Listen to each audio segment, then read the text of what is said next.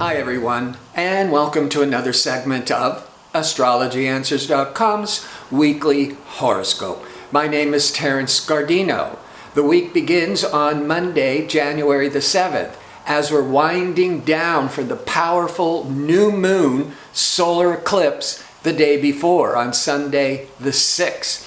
And the rule of thumb in astrology is do not make any life-changing decisions the week before to the week after a major eclipse, because the energy is very unsettled. Now remember, an eclipse is the darkening of the light. Now it's a powerful supercharged new moon, so seeds of new ideas, new information are being planted more subconsciously on one hand, or there's a lot that is beginning to unfold, but it's still developing, it's still in the dark.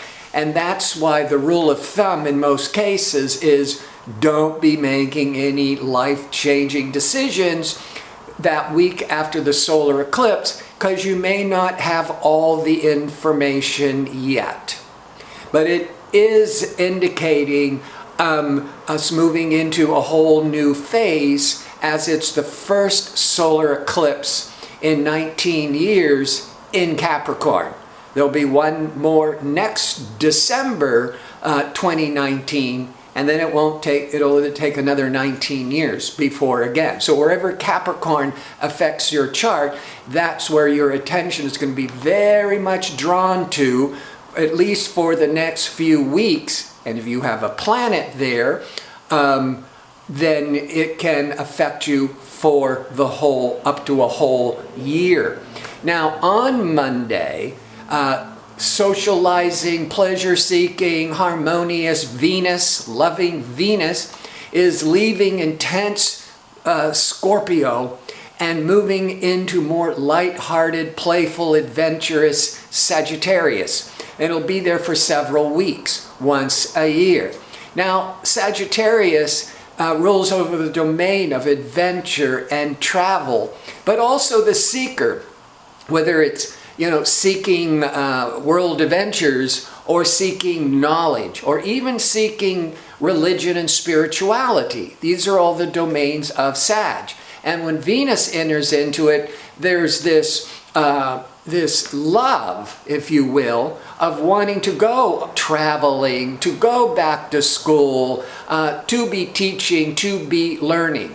But socially, it is a much more lighthearted, playful time where things aren't so intense and serious when Venus was in Scorpio for the previous several weeks.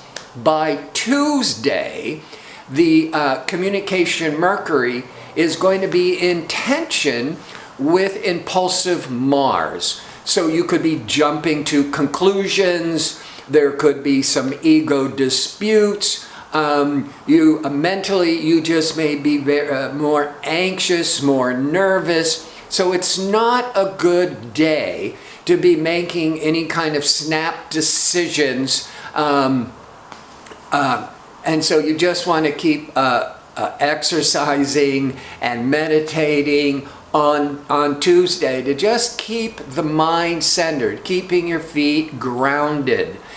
By Friday, the Sun transiting through Capricorn is now going to be aligning with transformational Pluto that's been in Capricorn for a number of years.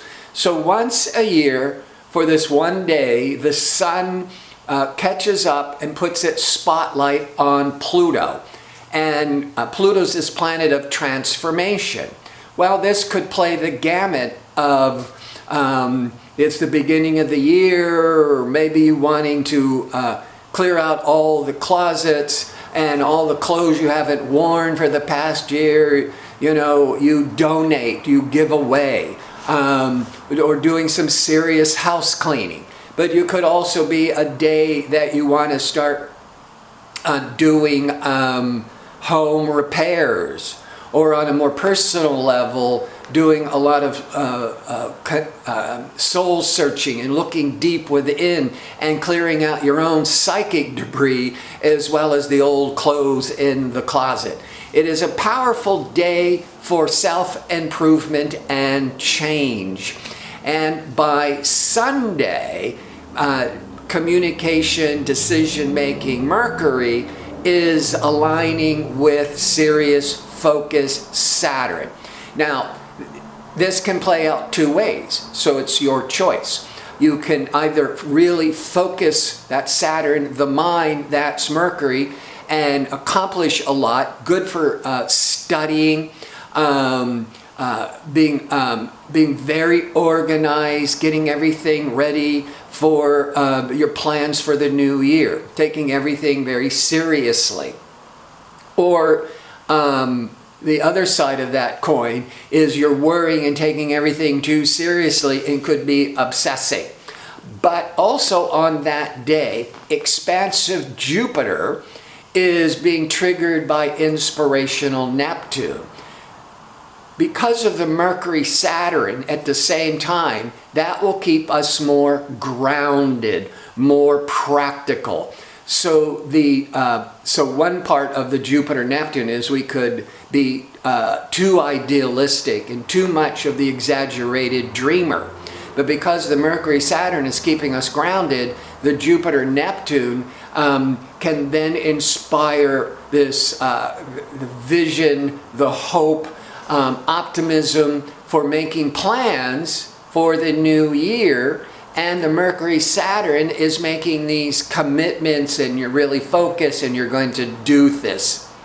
Now, before I sign off, I want to remind you I'm available for the one-question offer for a nominal fee, and you can find a direct link in the description box underneath the video, and that'll make it really easy. And the time of birth is always important, if even if you said it's around lunchtime. And if you could put the birth information in with your question again, it'll make sure I have the information accurate. So I want to thank you for tuning in.